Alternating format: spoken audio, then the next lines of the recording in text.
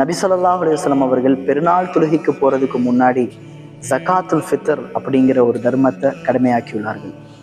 இப்னு Umar ரலியல்லாஹு அன்ஹு அவர்கள் இதை பற்றி தெளிவான முறையில் அறிவிக்கின்றார். அல் ஹுர்ரு வல் அப்த், சுதந்திரமானவனாக இருந்தாலும் சரி, அடிமையானவனாக இருந்தாலும் சரி, மேலும் பெரியவனாக இருந்தாலும் சரி, சிறியவனாக இருந்தாலும் சரி, ஆணாக இருந்தாலும் சரி, பெண்ணாக இருந்தாலும் சரி, ஏன் குழந்தைக்கு கூட கடமையான ஒரு விஷயம்தான் இந்த ஜகாத்துல் ஃபித்ர்.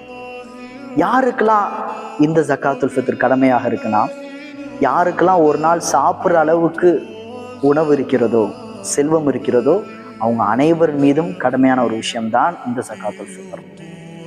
ஒவ்வொரு ஊர்களிலும் அதற்கான தொகையை நிர்ணயித்திருப்பார்கள். அதன் அடிப்படையில் நாம் தான தர்மமாக வழங்கலாம். யாருக்கு இந்த ஜகாத்துல் ஃபித்ரை வழங்க வேண்டும் என்பது கூட ஹதீஸ் நம்மால் பார்க்க முடிகிறது. நம்ம பக்கத்து வீட்டில் இருக்கக்கூடியவங்க, நம்ம ஊரில் இருக்கக்கூடிய கஷ்டப்படக்கூடியவர்கள், ஒருவேளை சாப்பாடு கஷ்டப்படக்கூடியவர்களுக்கு கூட இதை நம் தாராளமான முறையில் வழங்கலாம்.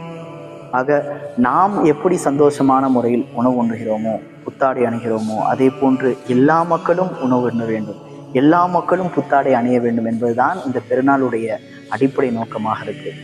அல்லாஹு தஆலா இந்த பெருநாளில் செய்யக்கூடிய அனைத்து விதமான நல்ல காரியங்களையும் ஏற்றுக்கொள்வானாக.